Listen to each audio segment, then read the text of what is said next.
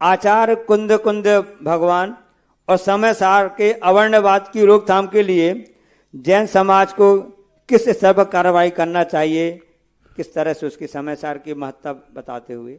जैन धर्म पूज्यवर कुंद कुंद स्वामी, पूज्यवर समय सार एक ऐसे सूर्य हैं, इनके ऊपर जो धूल डाल लगता है उसी का चेहरा काला होता है, वह सूर्य पर कोई प्रभाव पड़ने वाला नहीं। कुंद कुंद भगवान को कौन ढांक सकता है, कौन अवर्णवाद कर सकता है? जो करेगा विनाशकालीन विपरीत बुद्धि। अवर्णवाद तो तुम समय सार के कह रहे हो, मारीच ने पोते ने ऋषभदेव का वर्णवाद कर दिया, ऋषभदेव के विरोध में चला गया, ऋषभदेव को गलत ठहरा दिया। ऋषभदेव का क्या बिगड़ा? कुछ नहीं बिगड़ा, वो तो सिद्धालय चले गए। मारीच का बिगड़ा एक पूरा कोटि वर्ष तक। इसी प्रकार कुछ जनवाणी समय सार कुंद कुंद स्वामी आज के इस युग के भगवान महावीर हैं, सर्वज्ञ हैं। उनके अवर्णवाद करने वाले के विनाश का समय ही मानो। जब मिथ्यात्व कर्म का उदय आता है तब ऐसे महान आचार्य के ऊपर लोगों की बुरी दृष्टि जाती है। विनाश के समय कभी भी भूल करके भी कुंद जैसे महान शक्ति के ऊपर अपन को कभी विकल्प ही नहीं करना। और जो विरोध कर रहे हैं, कुंद स्वामी वो हाथी हैं, उनको देखकर ना जाने कितने कुत्ते भौंकते रहते हैं। भौंकने दो, कुत्तों की केयर मत करो, ये भौंकते भौंकते थक जाएंगे। और तुमने देखा है 20-25 सालों में देखा है कितने कुत्ते भौंकते भौंकते ऊपर चले गए, कुछ थक गए, उनकी गले की आवाज ही खत्म हो गई। लेकिन सूर्य आज भी ज्यों का त्यों चमक रहा है। सूत्र कल भी जैसा था, आज भी और कल भी वैसा रहेगा, कुछ फर्क नहीं पड़ा। कितनी आलोचनाएं प्रतिलोचनाएं हुई, राजस्थान तो बहुत अच्छी तरह जानता है, कितनी हुई आप देख लो। और मेरे संबंध में तुम लोग सब जानते हो। इतनी आलोचना के बाद बताओ, मैं सन 1994 से आज कौन सा 2000, मेरा कुछ कमी हुई है कि बढ़ोतरी हुई है? क्या बिगाड़ लिया? कुछ नहीं किया, वे कुत्ते ही बिगड़ गए। कोई फर्क नहीं पड़ता महानुभाव। जब हम शरीर के छोटे से जो कुंद स्वामी की चरणों की धूल है, इसी धूल का ही कुछ नहीं बिगाड़ पाए, तो कुंद स्वामी जैसी महाशक्ति का कौन क्या बिगाड़ पाएगा? कुंद स्वामी का समय सार साक्षात जिनेन्द्र देव की वाणी है। कुंद स्वामी साक्षात कलिकाल सर्वज्ञ है। आज उनसे बड़ा सर्वज्ञता का प्रमाण पत्र हमारे पास नहीं है।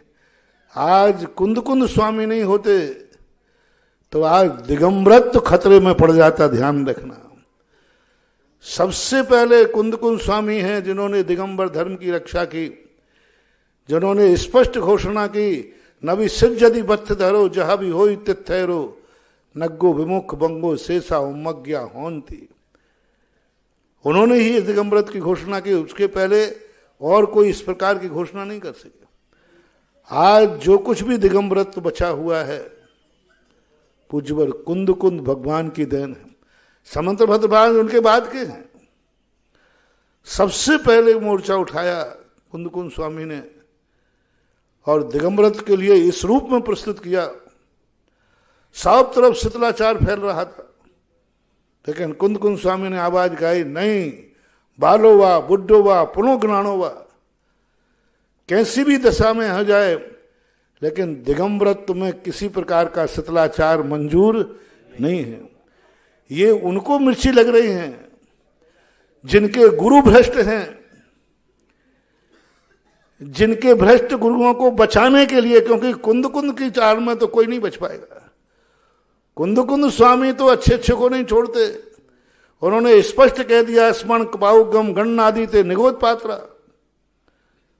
अष्टपावड़ में जो मुनियों की खिंचाई की, थोड़ा भी शिथिलाचार आया तो जो शिथिलाचारी साधु होते हैं उन्हें कुंद स्वामी सुहा ही नहीं सकते। क्योंकि कुंद स्वामी तो कहते हैं कि एकदम किसी प्रकार का बालक हो, वृद्ध हो, बीमार हो, मूलच्छेदो न हवदि, तुम मुनि पद छोड़ सकते हो लेकिन मुनि पद में दोष, ये कुंद की घोषणा दी। कुंद स्वामी ने जो दिगंबरत्व को 16 बनने का सोना सिद्ध किया, और कुंद स्वामी ने जिस मुनि दशा को प्रकट किया, आज के सदाचारी मुनि कुंद को क्यों पसंद करेंगे? क्यों पसंद करेंगे? क्योंकि कुंद को पसंद करते ही उनकी सारा शिथिलाचार, उनका भ्रष्टाचार खत्म होता है। और ऐसे भ्रष्ट शिथिलाचार साधुओं को मानने वाले श्रावक भी कुंद स्वामी को क्यों पसंद करेंगे? क्योंकि यदि कुंद स्वामी को मानते हैं तो उनके गुरु की कलाई खुलती है। इसलिए, और जो सच्चे साधु हैं, जिनको गर्व होता है कि नहीं हमें कुंद स्वामी जैसी चर्या चाहिए है, वे मुनिराज कुंद स्वामी को प्रथम नमोस्तु करके अपना प्रातः काल शुरू करते हैं। और ऐसे अच्छे गुरुओं के भक्त अपने गुरुओं में शिथिलाचार देखना पसंद नहीं करते, बल्कि ये भावना भाते हैं कि हमारे गुरु की चर्या इतनी निर्दोष हो, इतनी निर्दोष हो जैसी कुंद स्वामी चाहते हैं। हमारे जो अच्छे भक्त होते हैं, जो वो ये चाहते हैं कि हमारे मुनिराज, हमारे गुरुदेव कुंद स्वामी जैसी चर्या पालें। कुंद स्वामी ने जैसा कथन किया है वैसी हमारे गुरु में चर्या देखी जाए। ये अच्छे साधुओं को मानने वाले भक्तों का लक्षण होता है। अच्छे साधुओं को मानने वाले भक्त अपने गुरु में शिथिलाचार पसंद नहीं करते, अपने गुरु में और उज्ज्वलता, कि मेरा गुरु और तपस्वी बने, और ज्ञानी बने, और पुरुषार्थ पालन करे। तो ये है कुंद स्वामी को जो मान रहा है, समझ लेना वह व्यक्ति चाह रहा है कि मेरा चारित्र उज्जवल हो, और श्रावक भी जो चाह रहा है मेरे गुरु उज्जवल हो। इसलिए और कोई कारण नहीं है। कई बार क्या होता है, जब पूरी क्लास में सारे लोग फेल हो जाते हैं तो पास होने वाले का बहिष्कार होता है। पार्टी करते हैं, आपस में पार्टी करते हैं। मैंने एक बार आचार्य जी के संबंध में सोचा, हम तो ठीक है, मैं तो खुरापाती हूँ, देखो मेरी बात तो, मेरा कहीं विरोध होता है तो कोई ज्यादा आश्चर्य नहीं, क्योंकि मैं भी कोई छेड़ता रहता हूँ मैं कोई साथ बैठने वाला नहीं, क्योंकि मुझे मजा इसी में आता है। मैं दो तीन महीने में यदि कहीं से मेरे विरोध में कोई बाहर शब्द नहीं आती तो मुझे गैस बन जाती है। तो मैं प्रवचन में एक आध तीर छोड़ देता हूं, फिर 2-3 महीने शांत बढ़ जाता हूं, फिर 2-3 महीने में कुत्ते भौंकते रहते हैं, और फिर जैसे ही चुप हुए तो वो तो मेरा नेचर है। इसलिए मुझे तो कोई डर नहीं है, क्योंकि मैं खुद चाहता हूं कुत्ते भौंकते रहें, क्योंकि मैं जागता रहूंगा। मैं चाहता हूं कुत्ते भौंकते रहें। इसलिए हमने तो अपना चुनाव चिन्ह क्या बना लिया। लेकिन जब मैंने आचार्य जी के संबंध में सोचा, मैंने कहा मेरे गुरुदेव तो कभी किसी के संबंध में कभी बोलते ही नहीं, कुछ बोलते ही नहीं, कुछ भी नहीं बोलते। वो तो उनका विरोध क्यों है? उनका लोग विरोध क्यों करते हैं? उनको साधु लोग पसंद क्यों नहीं करते? कट्टर मुनि भक्त भी आचार्य जी का विरोध क्यों करते हैं? और मुनि लोग भी मुनि महाराज क्यों विरोध करते हैं? अब मैं बहुत कुछ सोचता रहा कि मैंने आचार्य जी में कमी क्या है, जिस कारण मुनि महाराज और मुनि भक्त लोग विरोध करते। मुनि विरोधी करे तो बात अलग है, क्योंकि आचार्य जी के मुनि भक्त लोग बहुत, तो मैंने बहुत सोचा कि आचार्य जी में, लेकिन मुझे तो कोई कमी दिखी नहीं, आज तक नहीं दिखी। फिर मैंने सोचा उन्हीं महाराजों से पूछो,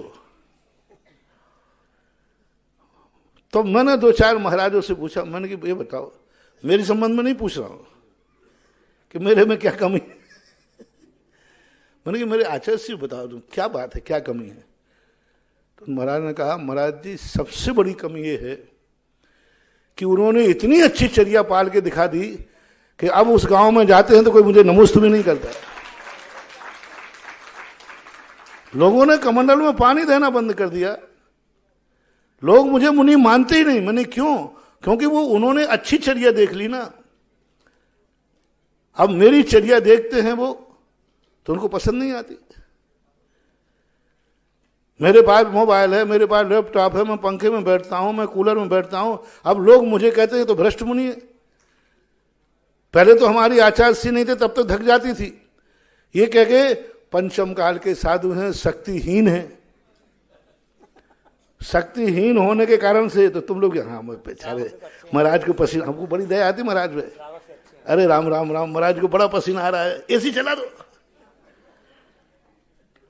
लेकिन जब लोगों ने देखा कि आचार्य विद्यासागर भी पंचम काल में जन्मे के चौथे काल में, पंचम काल में जन्मे वाले आचार्य श्री जब बिना एसी कूलर के रह सकते हैं तो तुम क्यों नहीं, ये लांछन मुझे आचार्य विद्यासागर महाराज के कारण सहन करना पड़ता है। आचार्य श्री की चर्या देखने के बाद कोई दूसरे साधु की चर्या पसंद ही नहीं करते। तो मैंने क्या चाहे, तो बोले आचार्य श्री को अपनी चर्या में थोड़ा शिथिलाचार लाना चाहिए, हम लोगों पर दया करना चाहिए। तो मैंने उनसे पूछा, मैंने कि भाई बताओ क्या करना चाहिए आचार्य श्री को। बोले थोड़ा आचार्य श्री को हम हीन समझने वाले, हम लोगों को दया करके थोड़ा कुछ उनको चर्या को शिथिल करना चाहिए, जिससे लोग हम लोगों को भी मुनि मानने लग जाएं। महेंद्र जन पत्रिका। जब ये बात जब मैंने सुनी, महाराजों के मुख से सुनी है, स्पष्ट बोल रहा हूं, तब मैंने कहा कि भैया क्यों ना अपन लोग सब विचार करें, आचार्य श्री अपनी सत्या में शिथिल करने की अपेक्षा अपन क्यों नहीं आचार्य श्री की चर्या का पालन करें, तो दोनों काम हो जाएंगे। क्यों ना अपन उनकी चर्या अपनाएं, जब वो पंचम काल में इस प्रकार की चर्या पालन कर सकते हैं तो क्यों ना अपन सब ताकत लगाएं और अपन उन जैसी चर्या अपना करके, क्योंकि ये तो आपके ज्ञान में आ गया कि उनकी चर्या शुद्ध है। उन्होंने खुद कहा कि आचार्य श्री चर्या इतनी अच्छी है, इतनी उत्कृष्ट है कि उस चर्या के साथ देखने के बाद फिर व्यक्ति कोई दूसरे मुनि की चर्या पसंद नहीं कर सकता। तो हमने कहा उनको नीचे गिराने की अपेक्षा अपन लोग ऊंचे उठें। बस आचार्य श्री का सबसे बड़ा दोष ये है कि पंचम काल में वो इतने अच्छे नंबरों से पास कैसे हो गए। बस ये गलती है, क्योंकि क्लास में फेल होने वालों का बहुमत ज्यादा है, तो फेल होने वालों की तो पार्टी चलती है और पास होने वाले का बहिष्कार होता है। लेकिन फेल होने वाले पास होने वाले का कितना ही बहिष्कार कर दें, अंत में जब कोई इंटरव्यू होगा तब वो बहिष्कार काम नहीं आएगा, वो पास का सर्टिफिकेट ही काम आएगा। कितने ही बहिष्कार कर लो, क्या फर्क पड़ने वाला है। जब किसी अच्छे IAS ऑफिसर का भाई वो इंटरव्यू होगा तो वो बहिष्कार काम देखा जाएगा वहां, या उनके नंबर देखे जाएंगे। बस इसी प्रकार से जब कर्मों का बंध और प्रभाव स्वभाव देखा जाएगा, उस समय आचार्य श्री की चर्या ही काम आएगी, तुम्हारी निंदा उनका कुछ भी नहीं बिगाड़ पाएगी। इसलिए रे महानुभावों, यदि कुंद कुंद स्वामी नहीं बन सकते हो, आचार्य विद्यासागर महाराज नहीं बन सकते हो, तो कम से कम उनकी चर्या को अपने जैसे शिथिलाचार बनाने का भाव तो मत करो। कुंद कुंद स्वामी को कोई फर्क नहीं। मेरा दावा है, जो कुंद कुंद स्वामी के ऊपर लांछन आएगा उसी का मुंह काला होने वाला है। कुंद कुंद स्वामी जैसे सूर्य का जब तक अच्छे मुनियों के नाम से, जब अच्छे मंच से कुंद कुंद स्वामी की जय जयकार बोली जा रही है, तब तक कुंद कुंद स्वामी के नाम को कोई द्रोहित कर नहीं सकता। और हमारे गुरुदेव आचार्य महाराज प्रवचन करने के पहले सबसे पहले किसका नाम बोलते हैं? और हम भी बोलते हैं। और जब तक इन आचार्य महाराज के मुख से कुंद कुंद की जयकार बोल रही है, तब तक कितनी निंदा करने दो, कोई फर्क नहीं पड़ता। वो कितने ही करें, यहां से एक आवाज ही काफी है सारे लोगों के लिए कुंद कुंद के प्रति नमोस्तु करने के लिए।